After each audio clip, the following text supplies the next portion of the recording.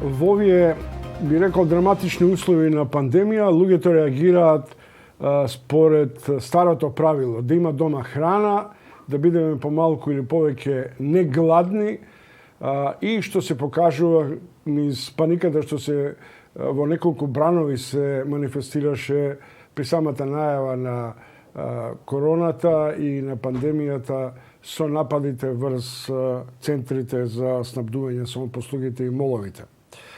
Меѓутоа се чини дека прашањето на храната после пандемијата ќе стане веројатно едно од централните светски теми, бидејќи аграрот е местото каде што се прелеваат различни и ризични социјални и снабдувачки капацитети кои треба да го задоволат становиштето во една земја или во многу други регионални центри.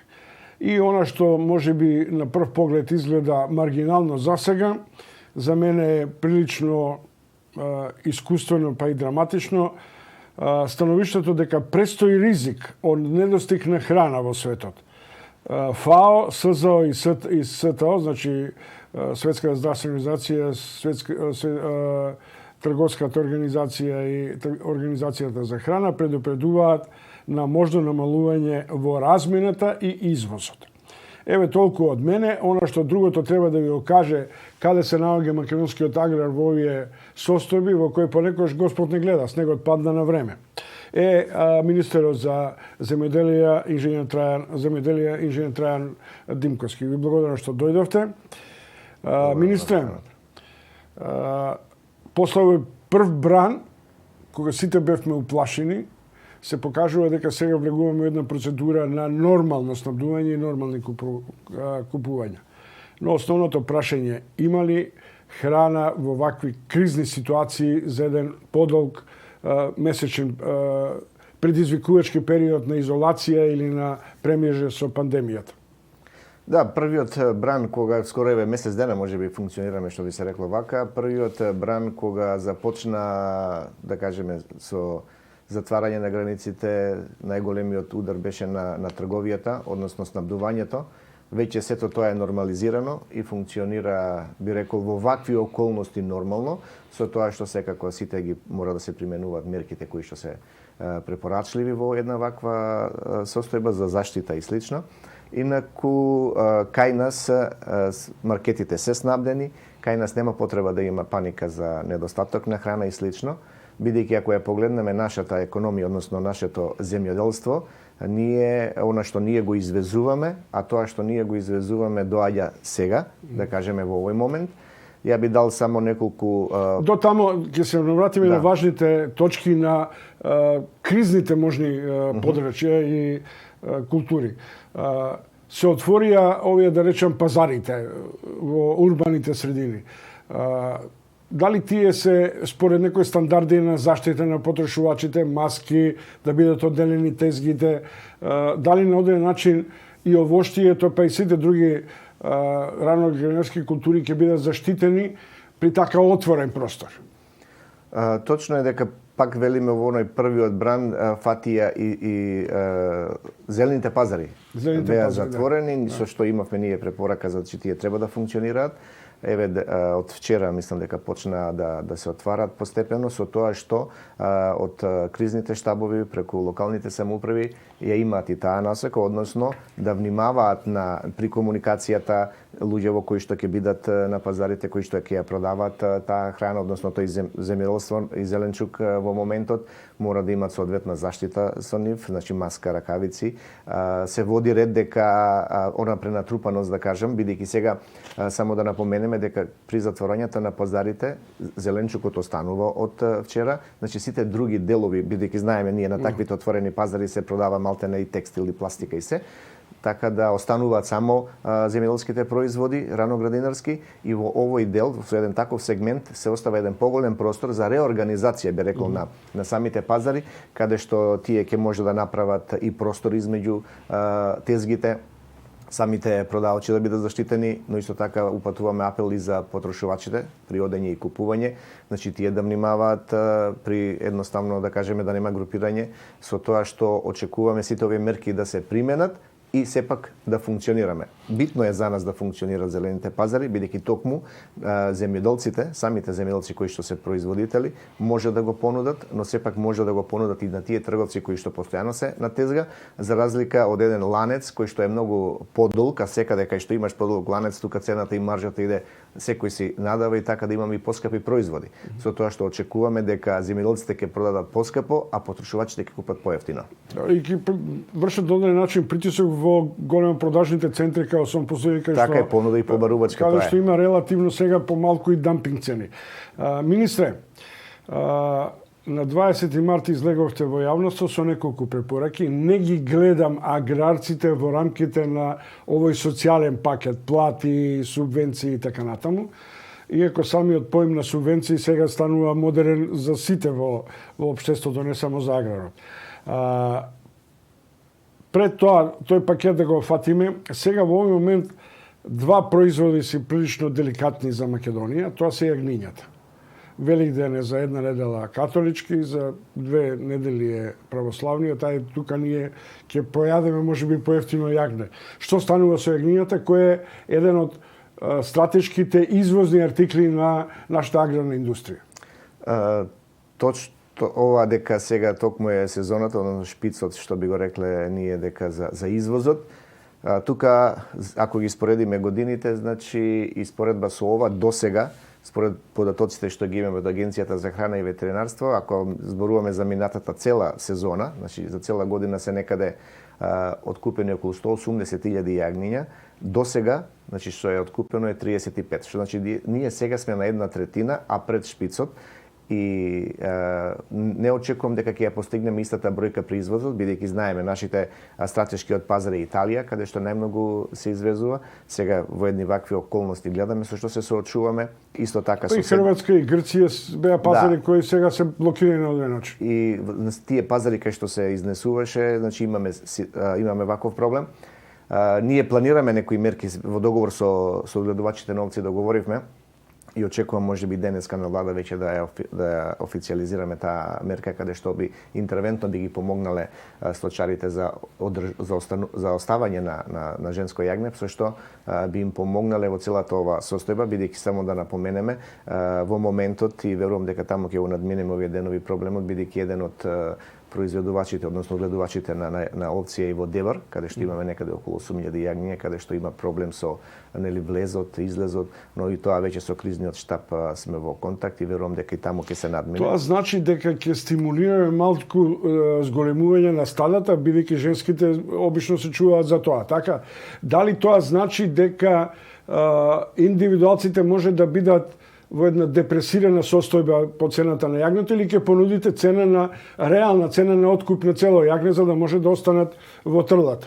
Ние во договор со одгледувачите на овци би оделе токму ова со откуп на реалната цена да се понуди да се субвенционира, но со тоа веќе после ќе се сочиме со еден друг проблем, односно да кажем така со храна, луѓе, капацитети и слично, но верувам дека во соработка и организација со самите одгледувачи ќе може да ги надминеме сите овие проблеми, инаку сите се свесни, значи во разговорите со нив кога разговараме пред се, кога ќе почнеме каков и да е разговор, се започнува со тоа во каква состојба сме и сите даваат предност и на ова што е во организацијата, здравството, заштитата на животите, тоа е се. Сепак и ние гледајќи го оној сегмент од самата економија, зборам за земјоделството, сепак и кога ќе заврши ова, треба и таа економија, односно тоа земјоделство да го држиме на здрави нозе.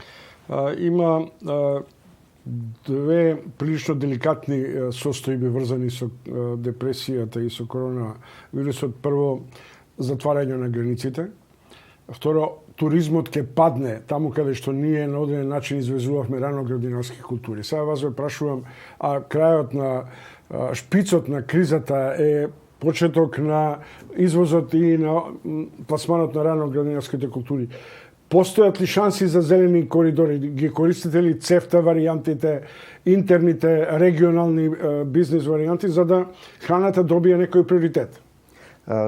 Токму, значи, околу овој дел веќе регионалните влади, да кажем, каде што ние сме застапени, најзасегнати за извозот, веќе се договарат за зелени брзи траки, каде што и функционираме. Можем да кажем дека од нашите институции се отворени према бизнис секторот токму во извозот, дали е тоа царина или пак преку државниот инспекторат за издавање на фитосертификати и слично, максимално се ангажирани се со цел како ќе се товари камионот воопшто да не чека, туку веднаш да излезе од државата, односно да го се однесе на пазарот, бидејќи со ова, борејќи се со квалитетот, цената, сега се бориме и со времето.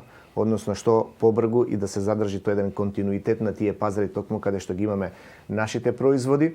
Од овој аспект до сега бројките се добри, зборувам за рано градинарско.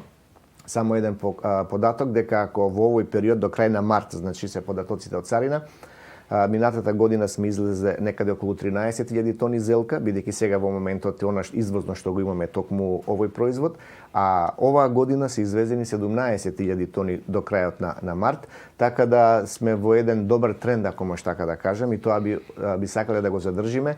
Секако дека пак е напоменам во организација максимална поддршка на институциите и секако евентуално на крај она што го и едно дел од прашањево што би субвенционирале, значи ние веќе преку програмите за субвенционирање имаме околу 52 подмерки, така да има една широка лепеза во зависност од динамиката, нормално цената, приносите и времето кое е. Има тука една замка околу субвенционирањето.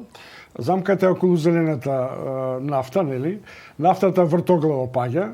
Обично се пресметуваше по она цена 1 евро практично од литар. Сега таа ќе стигне на пола и помалку од пола.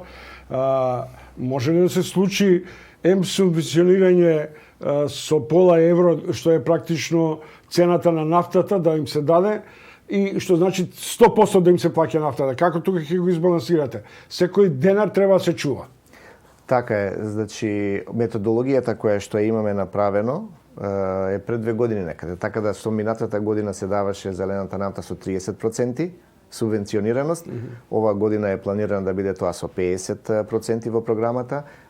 Повикот веќе е објавен, мислам дека е во тек и многу брзо ќе дојде до реализација. 50% од цена, тековната цена на нафтата 50% од методологијата која што е направена, ќе кажам пред 2 години, секако тогаш беше една многу повисока цена, сега цената на нафтата паѓа. И на крај би ги процениле, пак ќе кажем, она штедливоста на буџетот треба да се процени и земјоделците треба да бидат многу свесни во тоа што се дава, колку се дава, токму во овој дел кога зборуваме зелената нафта, дали тоа ќе испаднат повеќе од 50% реално во вредноста во зависност од падот на цената на нафтата, така да за еден месец не знаеме точно дали ќе се задржи падот на цената, дали ќе остане оваа цена или ќе има некој покачување. Добро, вашите експерти треба да ги проучуваат движењата на енергенсите на светските пазари, на тоа се гради и политика на крајот на виштата. Да. Сите бизниси и берзански индикации зборуваат дека цената нафтата и натаму драматично ќе паѓа, што може да биде резултат за други геостратегии. Трајан Димковски, министар за земјоделие, гостин во утрински брифинг. Уште во земјоделието сушност околу 200.000 народ се можда и повеќе, 250.000 народ се индиректно или директно врзани за аграрот, за потрошувачката и така натаму. Кој дел ќе биде опфатен со релативно субвенционирање од овој социјален пакет или се ќе остане во рамките на субвенционирањето на производството?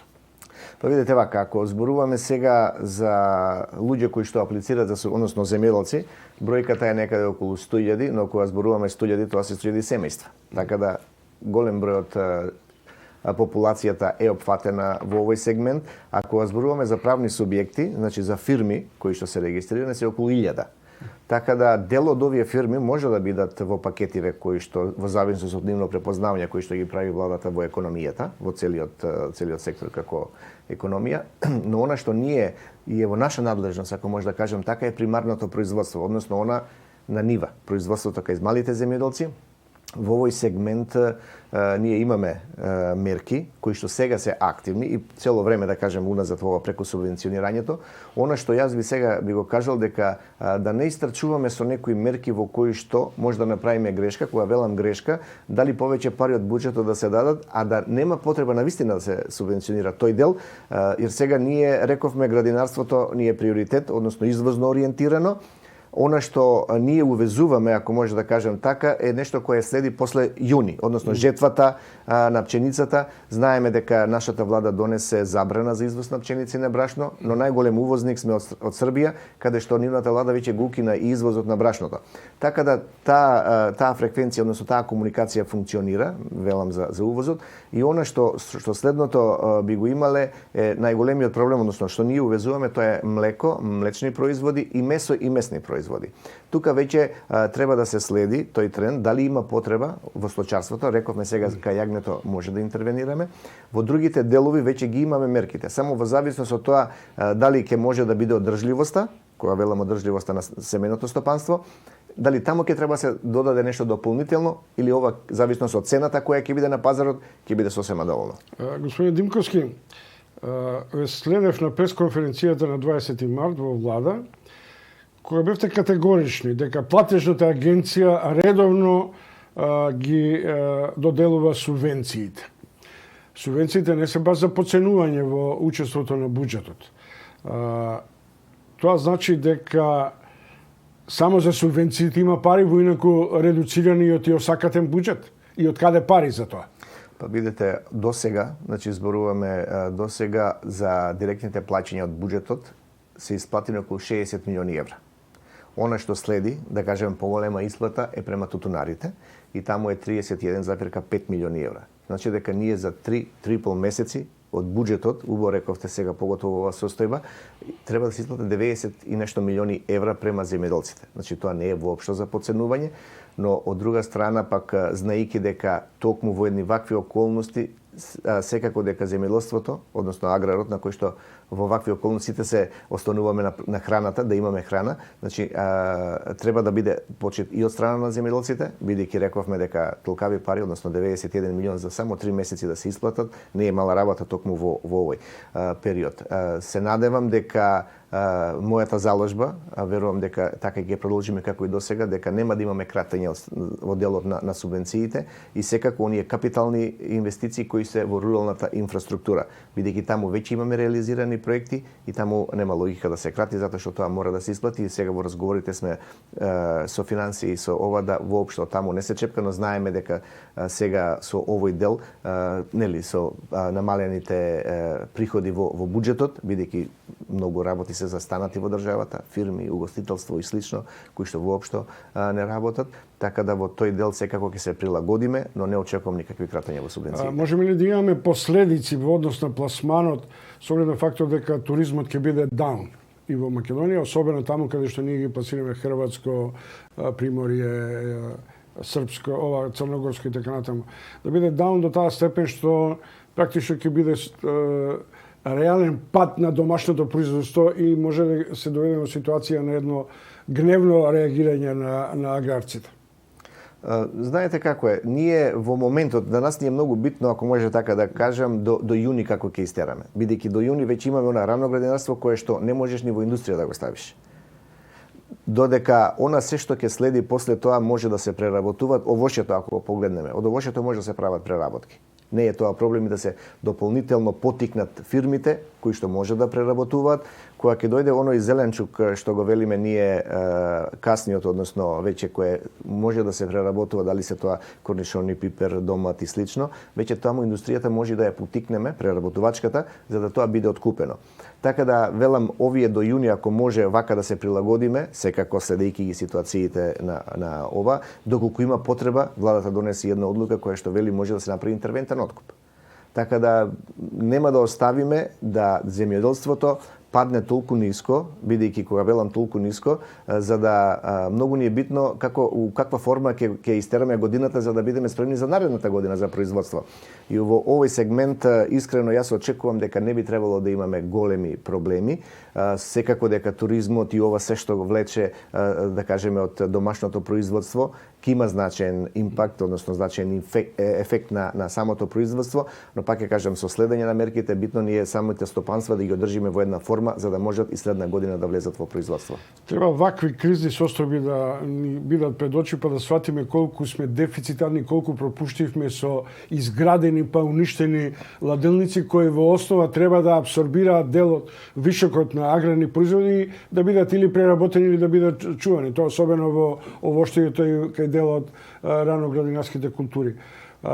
Имате ли идеја? Јас знам за 2-3 ладилника кои така во рамките на транзицијата служат сега за стоваришта, а не за прибирање на зеленчукот и на прехранбените производи. Тоа е жалосно што пропаѓаат такви објекти, но знаете кога ќе влезе некој во бизнис само за да го земе со немање идеја, тогаш веќе знаеме што ни се случуваат. Но овие објекти 2-3 кои се во некои се постапки, во стечајно и така, но она што би можели стално го зборуваме дека ние го видовме и очекувам после кризата веќе преку Светска банка што ќе се изградат 3 откупно дистрибутивни центри кои што самата држава ќе ги вложи парите да ги изградат, токму сега се појавуваат како недостаток, а тоа се ладилници, каде што може да се складираат поголема количина на раноградинарски производи, каде што може да останат и до месец и повеќе од 30 дена во зависност од производот, кој што може да го пласираш кога има потреба на пазарот, значи со самото тоа продолжуваме рок на пласман на производот, од друга страна контролираме го пазарот со цените, jer вие кога ќе имате наплив на производ, секако дека цената паѓа. Но кога тоа ќе го распоредите, ако треба, не знам, зелката 2 месеци да се продава, ако ја направиме 4 месеци да се продава во периодот таа иста, тогаш веќе имаме еден континуитет, каде што и големите ланци тоа и го бараат. Она што ние не може да го постигнеме, да кажем, преку малото производство е дека не може да влеземе во токму во тие големи ланци за снабдување, бидејќи таму се бара континуитет. Кога ќе влезете еднаш, мора да го имате. Ама тие на Светска банка ладилници што ќе ги правиме, ќе бидат после 2 години најмалку. Видите, така. Јас сега сакам друго да ја прашам. Јас знам за 2, не сакам да ги споменувам ни градовите. Меѓутоа слушам, например, од лидерот на СДСМ, ако треба и ќе национализираме. Ја ве прашувам, дали може да се одважите да ги национализирате тие објекти кои се можеби употребливи и да бидат сега во функција. Па после сечај и сите други надоместоци правите ги во рамките на судските процеси. Видете, токму една ваква воредна состојба дава таква можност. Затоа велам, доколку се процени дека и доколку се увиди дека има потреба од такво нешто, тоа ќе се направи. Добро, ова не ве загрижува ФАО, СЗО и се тоа дека може да има во светот недостиг на храна или ние сме, како да добро е, мали сме, ќе се прехраниме? Видете, на глобално ниво може да се каже да се очекува, некаде според некои анализи, некаде околу 12% може да биде помала понудувачката на храна. На светско ниво зборуваме, бидејќи се рефлектираат секаде помалку би се рекло и на крај се доаѓа до една поголема бројка, бидејќи знаеме што се случува, сега гледаме во Италија Северна, кој исто така е еден голем производител, другите европски држави каде што секако ќе се има одредени ефекти во намалувањето. Ние искрено нашиот пазар не очекувам да има, пази сега кога зборуваме за основни намирници. Ако ги погледнеме нашето производство од страна на зеленчук и овоше го имаме и тоа го извезуваме. Кога зборуваме за јагнешко месо го имаме и така како ќе го имаме на пазарот. Она што најмногу ни увезуваме, рековме млеко и млечни производи, сега можеби ќе се откажеме од конзумирање на милка и такви некои работи се со цел. Нормално тоа ќе го има и финансискиот ефект према граѓаните, бидејќи во една ваква состојба гледаме колку луѓе од фирмите, значи сега се на годишни одмори, ова колку долго ќе потрае и тоа е неизвестност, фирмите и они влегуваат во едни проблеми во обстојувањето, ликвидноста и слично, иако покрај сите мерки што се планираат и им се нудат, сепак е очекувано еден мал процент моќта на граѓаните да падне, со самото тоа и потрошувачката се намалува. И дома ќе падне заради овие мерки на очигледни социјални пакети, каде што луѓето тешко дека ќе ги премостат овие 2-3 па и повеќе месеци од аспект на ликвидноста и на издржливост.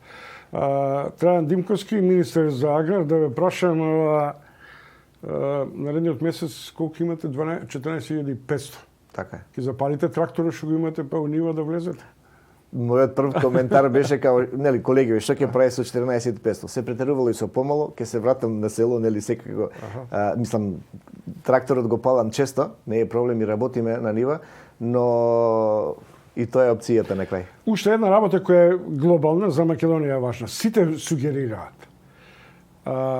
Овој бран на невработеност кој може да не заплисне и Македонија, без оглед дека може да ја абсорбира, да го абсорбира само аграрот и освојување на нови површини, нови производство на нови култури и така натаму. Ние сега се доведеме во ситуација која земјоделската површина ги издававме како ќе ни текне за субвенционирање прибирање. Дали е време за размислување на еден зрел концепт за освојување на површини и поголем број на вработени во овој сектор? Видете, до сега зборуваме за земјоделското земјиште кое што е издавано, се издава јавни огласи, се издават на јавни повици каде што самите земјоделци ги наоѓаат земјоделските површини кои што се во државна собственост, а не се издадени. Значи има само за овие 2,5 години на 6000 хектари се издадено земјоделско земјиште. Секако можноста, само би го искоментирал дека кај нас кога зборуваме генерално со едни податоци од статистика дека околу 500.000 хектари имаме земјоделско обработливо и околу уште толку имаме пасишта. Сега може дел и од пасиштата кои што се на одредени локации, кои што се полни, може да бидат исто така да се стават во функција на производство на храна. Сепак и тоа е еден концепт кој што треба да се разработи, велам доколку има потреба нормално. Постапката на делење на државното земјоделско земјиште е веќе одредена во законот, така и функционираме. Доколку има некои предлози, но не очекувам дека има некаде поголеми површини на државно земјоделско земјиште кои не се ставени во функција. Добро, благодарам. Тоа беше Трајан Димковски, министер за земјоделие. Очекувате го негде во некоја нива да го видите со неговиот трактор, бидејќи платата очигледно ќе му биде мала, но се надевам дека сите ќе мораме да се солидаризираме со очигледниот дефицит во буџетот и очигледната економска криза која ќе не доведе веројатно до драматични падови на бруто општествениот производ. Светски економисти велат дека во развиениот свет, пред се во Америка, тој ќе биде драматичен дури и до 15%.